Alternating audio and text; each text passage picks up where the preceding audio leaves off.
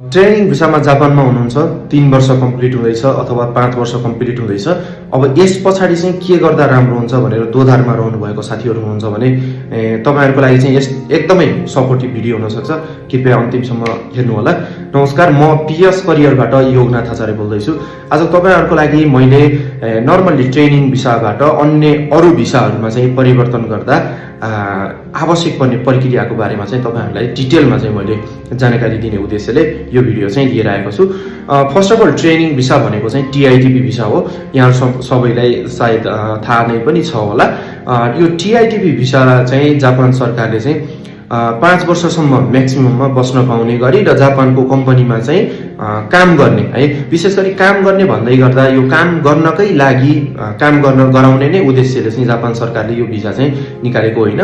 सामान्यतया G2G सम्झौतामा है, नेपाल सरकार र जापान सरकारको चाहिँ सम्झौतामा जापानमा गएर चाहिँ नेपालमा भएको चाहिँ जनशक्तिले जापानको कम्पनीमा काम गरेर त्यहाँको राम्रो पक्षलाई चाहिँ लिएर नेपालमा चाहिँ केही गर्न सकोस् भन्ने उद्देश्यका साथ चाहिँ यो भिसा चाहिँ सुरुवात गरिएको थियो। र यो ट्रेनिङ भिसाको चाहिँ के छ भने निगो र साङ्गो र इचिगो पनि हुन्छ। इचिगोलाई चाहिँ सामान्यतया हामीले त्यति धेरै इम्पोर्टेन्सको रूपमा चाहिँ दिँदैनौँ। नर्मल्ली आउने सबै साथीहरूले चाहिँ इचिगो र निगोलाई चाहिँ कम्प्लिट गर्नुहुन्छ। मेन हाम्रो चाहिँ एउटा टर्निङ पोइन्ट भनेको चाहिँ निगो र साङ्गो चाहिँ हाम्रो टर्निङ पोइन्ट हुन जान्छ।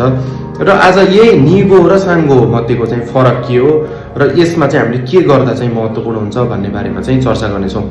सर्वप्रथम तपाईहरु ट्रेनिङ भिसामा हुनुहुन्छ र निगो कम्प्लिट हुँदैछ, अर्थात् निगो कम्प्लिट हुने टाइमिङ भनेको चाहिँ 3 वर्षको टाइमिङ है। ट्रेनिङ भिसा चाहिँ सुरु भएर 3 वर्ष चाहिँ अन्त्य भइसके पछाडि निगो अन्त्य हुन्छ। र यो निगो अन्त्य भइसके पछाडि चाहिँ तपाईहरु अरु सेक्टरमा अर्थात् अन्य भिसामा पनि तपाईहरुले परिवर्तन गर्न सक्नुहुन्छ। सामान्यतया निगोमा चाहिँ तपाईहरुले मानौ कि कुनै खाइको सेक्टरमा चाहिँ तपाईहरुले निगो कम्प्लिट गर्नुभयो। अब तपाईसँग चाहिँ खाइगोको स्किल टेस्ट चाहिँ छैन, तर ल्याङ्ग्वेज चाहिँ एकदमै पर्याप्त मात्रामा छ भने चाहिँ तपाईहरुले निगो कम्प्लिट भइसके पछाडि चाहिँ एसएसडब्ल्यू भिसामा चाहिँ तपाईहरुले चेन्ज गर्न सक्नुहुनेछ। र एउटा कुरा जान्नै पर्ने के छ भने यदि तपाईले सेम फिल्डबाट सेम फिल्डमै परिवर्तन गर्दै हुनुहुन्छ भने चाहिँ त्यो अवस्थामा चाहिँ गिनोसिकाको नियोमसिकाकोहरु चाहिँ मेन जो हुने सर्भिसहरु चाहिँ छ भने तपाईको चाहिँ फिल्डहरु चाहिँ फरक छ भने चाहिँ त्यो अवस्थामा आवश्यकता अनुसार चाहिँ सर्टिफिकेटहरु चाहिँ फेरि लिनुपर्ने आवश्यकता पनि हुन्छ। त्यसैले गर्दा यदि तपाईहरु ट्रेनिङ भिसाको चाहिँ निगोमा हुनुहुन्छ, अब 3 वर्ष कम्प्लिट हुँदैछ भने चाहिँ तपाईहरुले के गर्न सक्नुहुने भयो, यदि अहिलेको कम्पनीबाट चाहिँ सेटिस्फाइड हुनुहुन्न भने नयाँ कम्पनी चाहिँ परिवर्तन गर्न सक्नुहुने भयो। र यो नयाँ कम्पनी परिवर्तन गर्नको लागि चाहिँ आवश्यक प्रक्रियाहरू डकुमेन्टहरू बनाउने कुराहरूमा चाहिँ प्रेसोसल्स ग्रुप अर्थात् हाम्रो तर्फबाट पनि तपाईहरुलाई चाहिँ फुल्ली सपोर्ट हुने हुन्छ। अथवा चाहिँ प्रेसोसल्स ग्रुप भनेर वेब पेजमा हाल्नुभयो भने तपाईहरुले चाहिँ सपोर्ट पाउन सक्नुहुनेछ। र अर्को रहेको छ गिनोजिसुको चाहिँ साङ्गो है, 5 वर्ष कम्प्लिट भइसके पछाडि र 5 वर्ष कम्प्लिट भइसके पछाडिको कुरा पनि सेम नै हो। तपाईहरुको डकुमेन्टको कुराहरु होस् अथवा चाहिँ प्रोसेसको कुरा होस्, साङ्गो र अब निगोको चाहिँ सेमै प्रोसेस हुन्छ।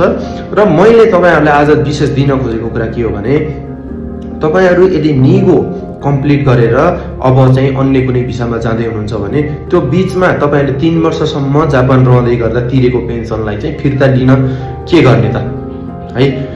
यो कुराहरुलाई चाहिँ मैले आज विशेष तपाईहरुलाई फोकस गर्न चाहेको छु। सर्वप्रथम तपाईहरुले जापानमा बस्दै गर्दा जापानमा इन्ट्री गरेको दिनदेखि चौकीदेखि थाइजाई भनेर भन्छ, अर्थात् लामो समयको लागि भनौँ न मिडियम अथवा चाहिँ लामो समय जापानमा बसोबास गर्ने साथीहरूले अनिवार्य रूपमा जापानको चाहिँ पेन्सन सर्भिसमा चाहिँ छिरेको हुनुपर्ने हुन्छ। र उहाँहरूलाई चाहिँ के सुविधा छ भने प्रत्येक 3-3 वर्षमा अथवा चाहिँ प्रत्येक 5-5 वर्षमा चाहिँ तपाईहरुले आफूले तिरेको पेन्सनलाई चाहिँ सर्टेन अमाउन्ट चाहिँ त्यहाँबाट चाहिँ फिर्ता लिन सक्नुहुनेछ, जुन प्रोसेसलाई दात्ताई इचिजिकिन पनि भनिन्छ। र यो दात्ताई इचिजिकिनको बारेमा हामीले डिटेलमा पछिल्लो भिडियोहरु पनि लिएर आउनेछौँ। अब तत्कालै चाहिँ यो दात्ताई इचिजिकिनको चाहिँ प्रोसेसिङको बारेमा चाहिँ भिडियो आउँदैछ। र तपाईहरुले चाहिँ मैले के भन्छु भने निगो कम्प्लिट गरेर तपाईहरु यदि नेपाल जाने सोचमा हुनुहुन्छ भने त्यो टाइमिङमा चाहिँ दात्ताई इचिजिकिन चाहिँ फिर्ता लिनुहोस्। र 2021 बाट चाहिँ जापान सरकारले के गरेछ भने 5 वर्ष पहिला चाहिँ के थियो 3 वर्ष चाहिँ कम्प्लिट भएपछि लिनै पर्ने चाहिँ व्यवस्था थियो भने अहिले चाहिँ 5 वर्षसम्म सँगै लिएर तपाईले चाहिँ दात्ताई इचिजिकिन चाहिँ एकचोटी लिन सक्नुहुनेछ भन्ने चाहिँ त्यो एउटा व्यवस्थापन भएको छ।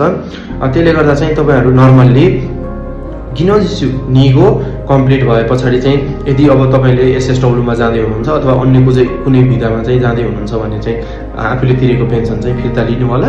र होइन मैले चाहिँ 5 वर्षसम्म एउटै कम्पनीमा चाहिँ काम गरेर त्यस पछाडि एसएसडब्ल्यूमा चाहिँ परिवर्तन गर्ने सोचमा छु भन्ने सोचमा हुनुहुन्छ भने चाहिँ त्यो अवस्थामा 5 वर्ष कम्प्लिट गरेर चाहिँ तपाईँहरू नेपालमा गएर तपाईँले यो तिरेको पेन्सनलाई चाहिँ फिर्ता लिने प्रोसेस चाहिँ गर्नु होला।